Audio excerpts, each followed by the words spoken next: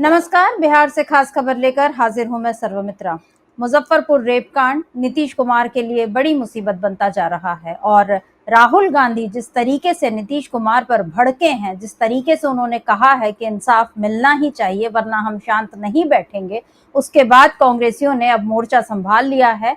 बिहार में 2 जून को जगह जगह पर नीतीश कुमार के खिलाफ नारेबाजी हुई, उनके पुतले जलाए गए, स्वास्थ्य मंत्री मंगल पांडे का इस्तीफा मांगा गया। ये सब कुछ बिहार में कांग्रेस ने किया और अब तक जिस कांग्रेस को ये माना जाता था कि वो शांत रहती है या वो आरजेडी के पीछे पीछे चलती है और खुद कुछ ज्यादा कुछ नहीं करती वो बिहार में, उस बिहार में कांग्रेस ने आज अपना दम दिखा दिया। 2 जून को जिस तरीके से कांग्रेस ने एकदम मोर्चा संभाला और उसके पहले 1 जून को जब ये घटना हुई, जब उस बच्ची की मौत हुई, उसके बाद भी तुरंत ही राजेश राम जी के नेतृत्व में तमाम कांग्रेसियों ने पटना में ही विरोध प्रदर्शन शुरू कर दिया था और अब उस विरोध की आग पूरे बिहार में बढ़ गई है और अब ऐसा लग रहा है कि नीतीश सरकार उस आग में झुलसने जा रही है। और ऐसे में जबकि नीतीश कुमार खुद इस मसले पर कुछ नहीं बोल रहे हैं, लेकिन राहुल गांधी चुप रहने वालों में नहीं है।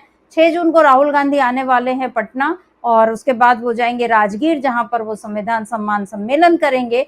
लेकिन इसमें क्या वो मुजफ्फरपुर भी जाएंगे और क्या उस नाबालिग बच्ची के परिवार से भी मिलेंगे, ये एक अभी इसके बारे में कुछ खुलासा तो नहीं हुआ। लेकिन कांग्रेस ने जिस तरह से इस मामले को इस समय का सबसे गर्म मुद्दा बना दिया है और इस पर जिस तरीके से नीतीश कुमार की सरकार से हिसाब मांगा जा रहा है, उसमें समझ में आ रहा है कि राहुल गांधी का जो एक ऐलान है कि हम इंसाफ मिलने तक चुप नहीं बैठेंगे, वो ऐलान जो है अब जन जन तक पहुंचाने का काम कांग्रेस ने कर लिया है। क्या कुछ कहा है राहुल गांधी ने अपनी पोस्ट में, पहले उसको देखते हैं। तो यहाँ पर राहुल गांधी ने साफ लिखा है, मुजफ्फरपुर में दलित नाबालिग बेटी के साथ दरिंदगी और फिर इलाज में हुई लापरवाही बेहद शर्मनाक है। अगर समय पर इलाज मिला होता तो उसकी जान बचाई जा सकती थी, लेकिन डबल इंजन सरकार ने सुरक्षा तो दूर जीवन रक्षा में भी घोर लापरवाही बरती। पीड़ित परिवार को न्याय मिलने तक हम चुप नहीं बैठेंगे। दोषियों और लापरवाह अफसरों के खिलाफ सख्त कार्रवाई होनी चाहिए। ये साफ साफ राहुल गांधी ने कहा। उसके बाद तेजस्वी यादव ने भी आज उस पर एक बड़ा बयान दिया। हालांकि आरजेडी भी पहले से इस मुद्दे को लेकर सवाल कर रही है और तेजस्वी यादव, जिनको अभी एक बेटे की प्राप्ति हुई, अभी अभी वो पिता बने हैं दोबारा, और उसके बाद जब वो लौटे हैं तो फिर से वो सक्रिय हो गए हैं राजनीति में, चुनावी मैदान में वो फिर से उतर रहे हैं। और देखा जा सकता है कि तेजस्वी यादव ने भी किस तरीके से आज पटना में नीतीश कुमार की जो पूरी जो सरकारी जो व्यवस्था है उसकी किस तरह से पोल खोली है। क्या कुछ कहा है तेजस्वी यादव ने, सुन लेते। आप बिहार में जो है पूरी तरीके से आप देख सकते हैं, चाहे अस्पताल की व्यवस्था हो या लॉ एंड ऑर्डर की बात हो, पढ़ाई दवाई कमाई की बात हो, ये डबल इंजन की सरकार पूरी तरीके से फ्लॉप हो चुकी है, फेल हो चुकी है। कोई भी एक मुद्दे पर कभी भी मुख्यमंत्री जी ने अफसोस नहीं जताया, इस बारे में वो चर्चा नहीं करते। अब पता नहीं कि उनको पता भी है कि नहीं घटनाओं का। बिहार में लॉ एंड ऑर्डर का क्रिमिनल डिसऑर्डर हो चुका है, विधि व्यवस्था सब चौपट हो चुकी है, प्रशासनिक अराजकता पूरे बिहार में आ चुका है, लेकिन कोई कार्रवाई और सुनवाई जो है जनता की नहीं हो रही है। किसी को भी पीड़िता या पीड़ित परिवार से मिलने का इस सरकार में समय नहीं है। एक मुख्यमंत्री और 2 उप मुख्यमंत्री हैं, सब लोग जो है पॉलिटिकल कार्यक्रम में व्यस्त हैं, चुनाव में व्यस्त हैं। बिहार की जनता की पीड़ा को बांटने का काम या न्याय दिलाने का काम पीड़ितों को ये सरकार नहीं कर रही। इस सरकार को केवल बस अपनी कुर्सी बचाने का है, सरकार में कैसे बने रहे, चुनाव कैसे हो, उसकी तैयारी हो रही है। बिहार और बिहारियों की चिंता मौजूदा एनडीए सरकार, नीतीश कुमार जी हो या उनके 2 उप मुख्यमंत्री हो, उनको एकदम नहीं है। और ये ऐसा कोई दिन नहीं है बिहार में जहां रेप ना हो रहा हो या गोलियां ना चल रही हो। आप तो देखे होंगे, बस सचिवालय के सामने फ्लाईओवर पे गोलियां चलाई जा रही हैं। क्या हो रहा है, क्या माहौल हो गया है। मुख्यमंत्री के घर के बाहर जो है गोलियां चलाई जा रही है।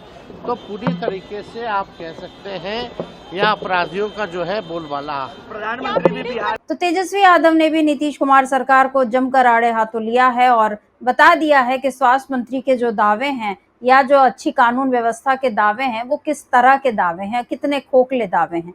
इधर देखने वाली बात यह है, हैरानी की बात यह है कि नीतीश सरकार, नीतीश कुमार जो कि अलग अलग मंचों पर अलग अलग तरह की हरकतें करते हुए दिखाई देते हैं, बहुत बड़ी बड़ी बातें करते हैं। आपको याद होगा जब वो खुद अपनी यात्रा निकाल रहे थे तो वो उन्होंने किस तरीके से जीविका दीदियों से कहा था कि पहले ऐसा होता था जी और अब ऐसा होता है।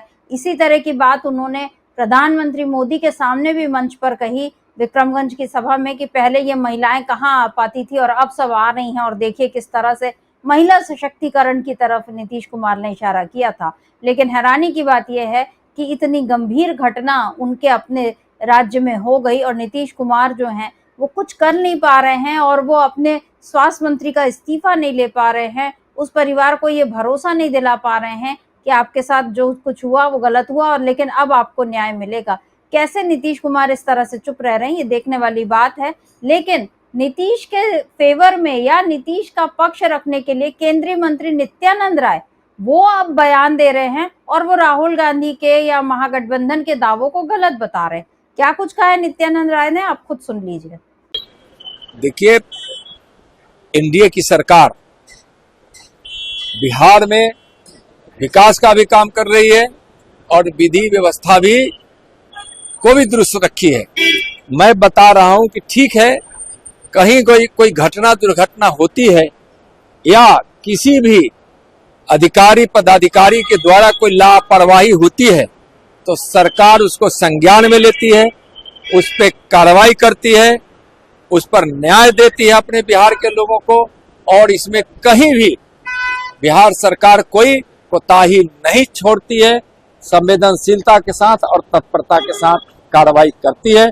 पहले जो लालू राबड़ी जी का जमाना था उसमें अपराधियों को और दोषियों को संरक्षण मिलता था, भ्रष्टाचारियों को संरक्षण मिलता था, लापरवाही करने वालों का गुणगान होता था, उसको सजा नहीं मिलती थी, उसको पुरस्कार मिलता था। लेकिन आज नीतीश जी के नेतृत्व वाली बिहार की एनडीए सरकार में कोई अपराधी कोई अपराध करता है तो उसको सजा दिलवाती है, उसकी गिरफ्तारी होती है, उस पर कार्रवाई होती है।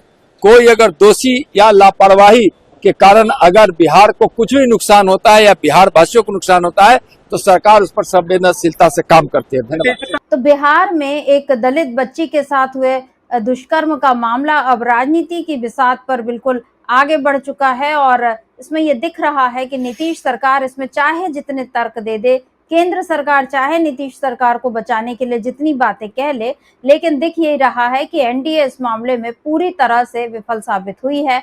जिस तरह का एनडीए का रिकॉर्ड रहा है कि वो शक्तिशालियों के पक्ष में खड़ी दिखाई देती है, पीड़ितों के पक्ष में नहीं दिखाई देती है, वैसा ही हाल इस बार भी दिखाई दे रहा है।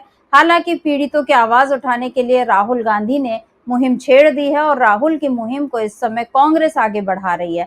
आज कांग्रेस ने जिस तरह पूरे बिहार में प्रदर्शन किए हैं और उसके अलावा प्रेस कॉन्फ्रेंसेस भी कर रही है कांग्रेस, कल भी की थी, आज भी अलका लांबा ने की और उन्होंने बहुत सारे सवाल उठाए और ये पूछा है कि ऐसा क्यों होता है, क्यों आप बच्चियों को सुरक्षा नहीं दे सकते, क्यों जो पीड़िताएं जो हैं वो बढ़ती जा रही हैं। ऐसे तमाम आंकड़ों के साथ अलका लांबा ने अपनी बात रखी।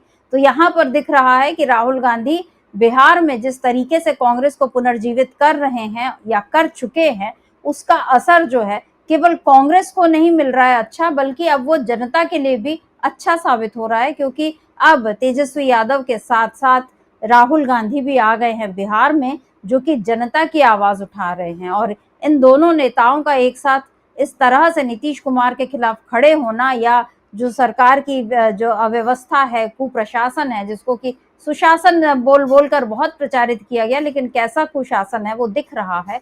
और अब इस पर राहुल गांधी जो भड़के हैं नीतीश कुमार पर, उसके बाद एक बात तो तय है कि नीतीश कुमार अब चाहे जो कर ले, लेकिन उनकी जो खोई हुई साख है, जो क्रेडिबिलिटी थी उनकी, वो अब वापस नहीं आएगी। और यहाँ पर बिहार कांग्रेस जो है उसको एक बड़ी बढ़त मिल चुकी है और मुजफ्फरपुर रेप कांड के बाद अब एनडीए का ग्राफ किस तरह से नीचे गिरता है, किस तरीके से महिलाएं अब नीतीश कुमार या मोदी पर भरोसा करके उनको वोट देंगी, ये सोचने वाली बात है। तो आज के लिए बस इतना ही। नमस्कार, मैं सर्वमित्रा।